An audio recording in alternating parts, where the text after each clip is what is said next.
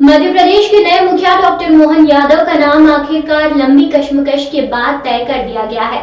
शिवराज सिंह चौहान की सरकार में उच्च शिक्षा मंत्री रहे डॉक्टर मोहन यादव को विधायक दल ने अपना नेता चुनते हुए उन्हें मुख्यमंत्री पद पर सुशोभित किया है।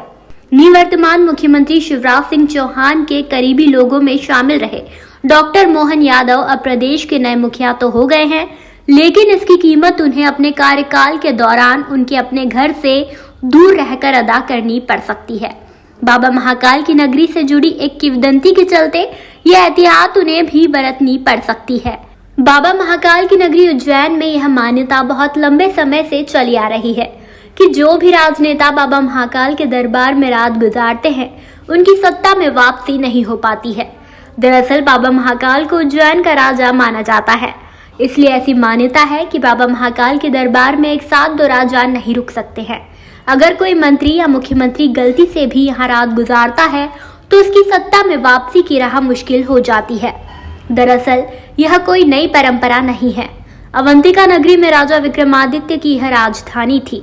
राजा भोज के समय से ही उज्जैन में कोई रात में नहीं रुकता था।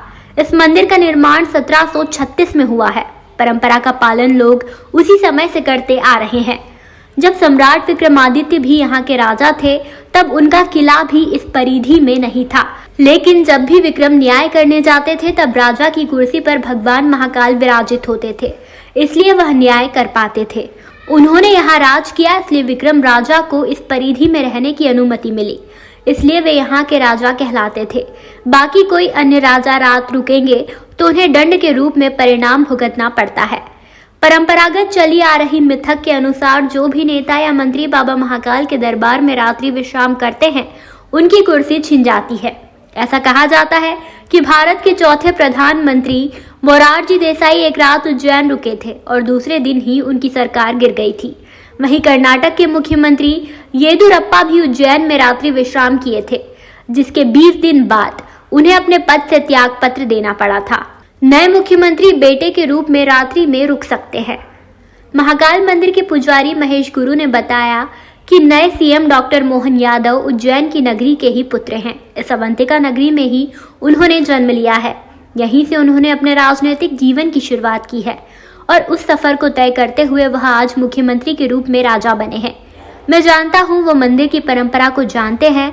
निश्चित तौर पर जब वो राजा के स्वरूप में या सीएम के स्वरूप में यदि अवंतिका नगरी में आएंगे, बाबा को प्रणाम करेंगे, तो वो शायद ही यहाँ निवास करेंगे, क्योंकि वो परंपरा जानते हैं।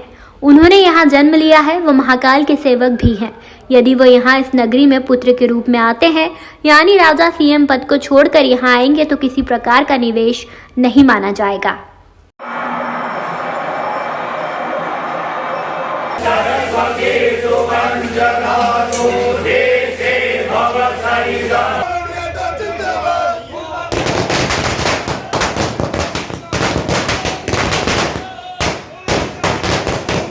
आज बड़ी सौभाग्य की बात है कि हमारी इस अवंतिका भूमि और नगरी का एक बेटा, जिसने यहाँ कबड्डी खेली होगी, गुल्ली डंडे खेले होंगे, आज वो इस प्रदेश का राजा बने हैं, मुख्यमंत्री बने हैं।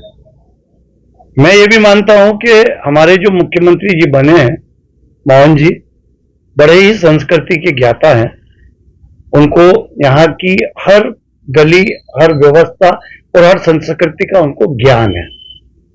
वो राजा हैं, राजा बने हैं, राजा का उनको मान आज भगवान महाकाल ने दिया है। और जब भी जो नगर की जो एक मान्यता है कि इस नगर में केवल राजा महाकाल ही है और बाकी जो राजा होते हैं वो नगर से 3-4 किलोमीटर दूर निवास करते हैं, तो मैं तो ऐसा मानता हूं कि वो स्वयं ज्ञानवान है।